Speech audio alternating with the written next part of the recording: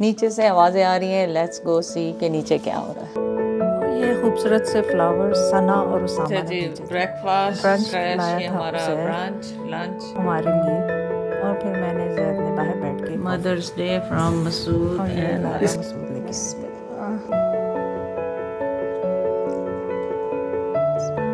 Mango cake जबल से था।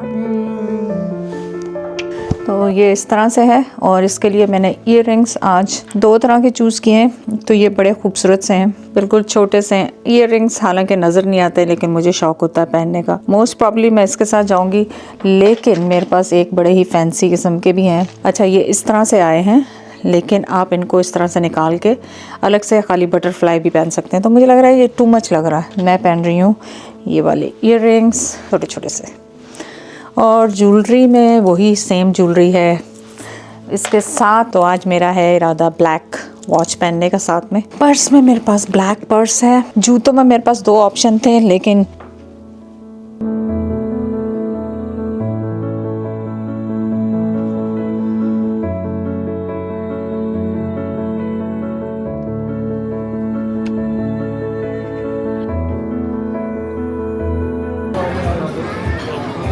Thank you.